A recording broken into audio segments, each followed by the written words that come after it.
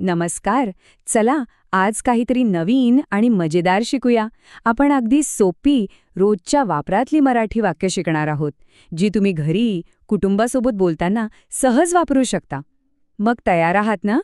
चला सुरू करूया. वा, तयार आहात तर मग आपण हे सगळं काही छोट्या छोट्या सोप्या गोष्टींमधून शिकणार आहोत. म्हणजे काय की भाषा शिकणं कंटाळवाणं नाही तर एकदम मजेशीर होईल. ओके, तर आपली पहिली गोष्ट. ही गोष्ट आहे आई आणि तिची मुलगी दीपा यांच्यातली. ठीक आहे, लक्ष देऊन ऐका. इंग्रजीमध्ये वाक्य आहे, Deepa come here, show me your hands. आणि ह्याच वाक्याला आपण मराठीत कसं म्हणू? दीपा इकडे ये, मला तुझे हात दाखव. सोपं आहे ना? चला माझ्यासोबत पुन्हा एकदा म्हणून बघा. दीपा इकडे ये, मला तुझे हात दाखव.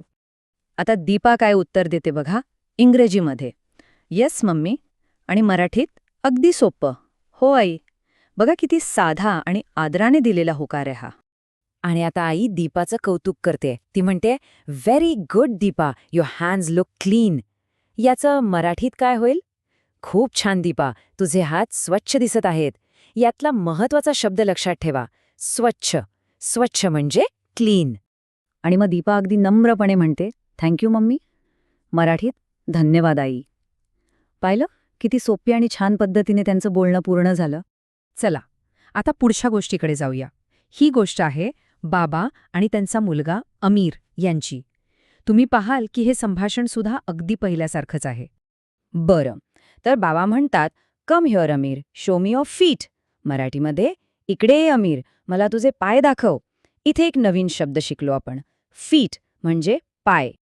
आणि अमीरचं उत्तर अगदी तसंच, येस पापा, म्हणजेच हो बाबा. पाहिलं, दीपाप्रमाणेच किती सोपं आणि आदरानं दिलेलं उत्तर आहे.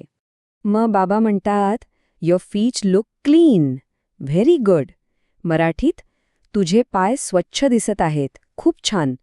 बघा, इथे स्वच्छ आणि खूप छान हे शब्द परत आलेत. म्हणजे आता ते आपल्या डोक्यात अगदी पक्के बसतील. पण थांबा, एक प्रश्न आहे. समजा हात किंवा पाय स्वच्छ नसतील तर मग काय बोलायचं? हाच प्रश्न आपल्याला पुढच्या थोड्या वेगळ्या परिस्थितीकडे घेऊन जातो. बघूयात का? चला तर मग आपलं तिसरं आणि शेवटचं संभाषण बघूया.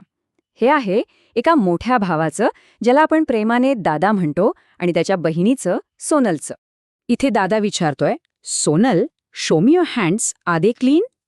याला मराठीत कसा विचारणार? सोनल, मला तुझे हात दाखव, ते स्वच्छ आहेत का?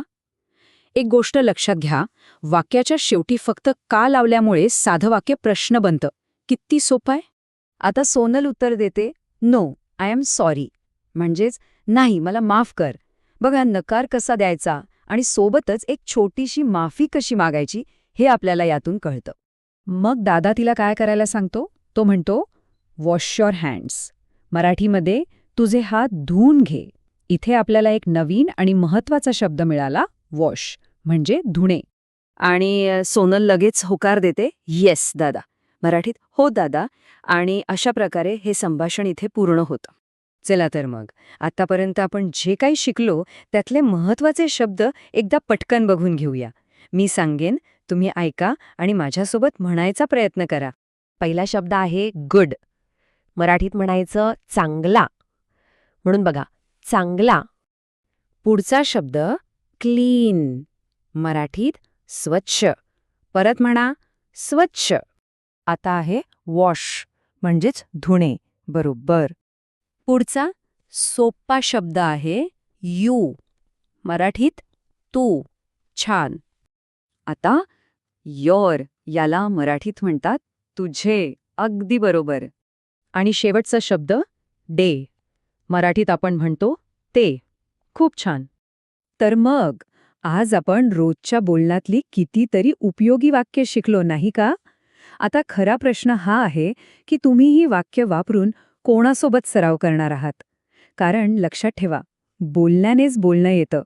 तेव्हा सराव करत रहा आणि ही नवीन भाषा शिकण्याचा आनंद घेत रहा.